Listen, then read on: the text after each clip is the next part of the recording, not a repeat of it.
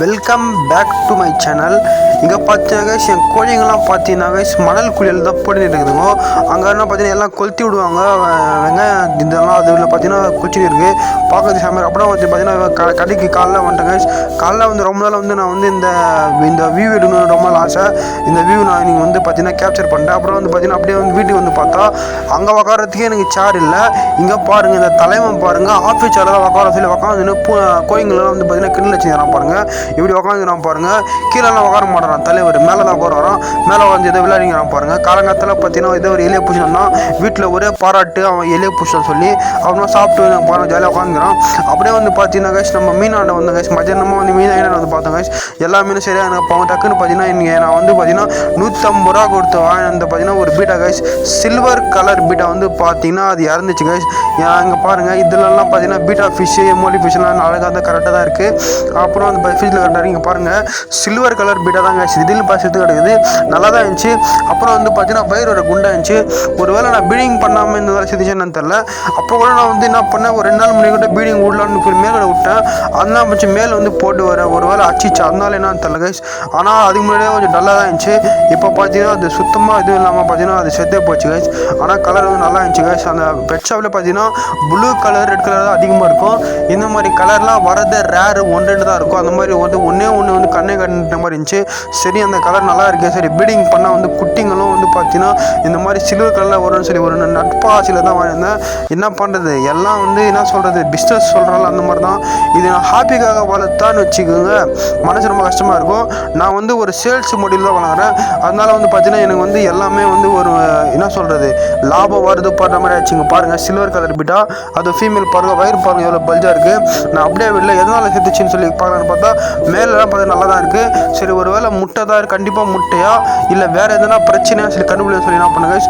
நான் அதுக்கு வந்து பார்த்தீங்கன்னா போஸ்ட்மார்ட்டம் பண்ண ஆரம்பிச்சிட்டேன் கைஸ். எதுவும் பண்ணல, என்கிட்ட இது இருந்த பார்த்தீங்கன்னா அந்த ஜன்னி இருக்குது பாருங்கள்.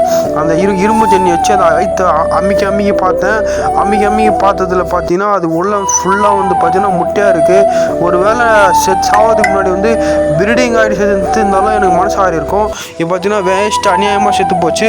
150 ரூபா போச்சு, வயிற்றில் இருக்கிற முட்டையும் போச்சு. இங்கே பாருங்கள் எல்லாம் வந்து பார்த்தீங்கன்னா நாசமாக போச்சு. அப்புறமா பார்த்தீங்கன்னா ஒரு வழியாக மொத்த முட்டையை அது வெளியே எடுத்துட்டேன். அப்புறமா வந்து பார்த்தீங்கன்னா அந்த முட்டையை வந்து மற்ற பீட்டாங்களுக்கு வந்து ஃபீடிங் பண்ணலாமா இல்லையான்னு நம்ம நினச்சி பார்த்தேன். அப்புறம் ஒரு வேளை இந்த நோய் வந்து தான் செத்து இருக்குது.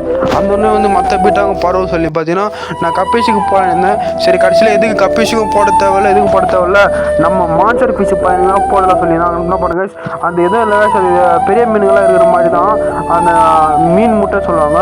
அது இது ஒரு பேர் வந்து பார்த்தீங்கன்னா பீட்டா முட்டைன்னு சொல்லலாம். ஏன்னா பீட்டா வயிற்றுலேருந்து எடுத்த முட்டை. இங்கே பாருங்கள் எவ்வளோ முட்டை இருக்குது பாருங்கள் வயிற்றில். அப்புறமா என்ன பண்ண அந்த முட்டையெல்லாம் எடுத்து பாருங்கள் என்னுடைய பெரிய மான்ஸ்டர் ஃபிஷ்ஷு தான் வந்து ஃபீட் பண்ணுங்க. அப்படியே வந்து பார்த்தீங்கன்னா தண்ணி ரொம்ப வந்து கலங்கலாம் இருந்துச்சு. சரி பாருங்கள் அவன் வந்து பார்த்தீங்கன்னா தண்ணியை மாற்ற ஆரம்பிச்சிட்டாங்க. அவன் பாருங்கள் எவ்வளோ பெருசாக அடிக்கிறான். சின்னதாக இருந்தாங்க அவன் பார்த்தீங்கன்னா பயங்கரமாக அடிக்கிறாங்க. மீசெல்லாம் பெருசாக வந்து இது பிடிக்கும் போது எதுவும் ஒன்று குத்துது முள்ளு மாதிரி ஏதோ குத்துது கழிச்சுங்க பாருங்கள் அப்படியே வழுக்கிறாங்க. வேறு எந்த மீனும் இந்த அளவுக்கு வழுக்காது. இந்த ஸ்பாட் கேட் ஃபிஷ் வந்து பார்த்தீங்கன்னா சம்மித்தாக வழுக்குது கைஸ். நானும் வந்து பார்த்தீங்கன்னா கையில் பிடிச்சி தான் பார்க்கலாம்னு சொல்லி எனக்கு ரொம்ப நாள் ஆசை. நான் வந்து மற்ற மீனெல்லாம் பிடிச்சி நிறைய பார்த்துருக்கேன்.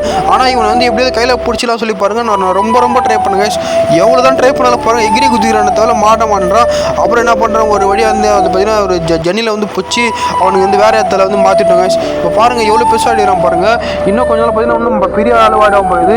நான் என்கிட்ட மீன் சாவர மீன்லாம் உனக்கு ஃபிட் பண்ணாலே போதும் போல இது பெரிய சைஸ் ஆகிடும் போகுது. இப்போ வந்து பார்த்தீங்கன்னா இவனுக்கு வந்து அந்த பீட்டா வயிற்றுலேருந்து எடுத்த முட்டை தான் ஃபிட் பண்ணேன். அதை வந்து அவன் சாப்பிட்டுட்டு பார்த்துங்க அப்படியே இருக்கான். அப்புறம் கடைசியில் பார்த்தீங்கன்னா நான் என்ன பண்ணேன் சரி அது போச்சு சொல்லி பார்த்தீங்கன்னா என்கிட்ட இருந்த வந்து ரெட்டு பீட்டா இருந்துச்சு கைஸ். அந்த ரெட்டு பீட்டாகும் ஒரு ப்ளூ பீட்டாகும் வந்து பீடிங் விட்டிருக்கேன்.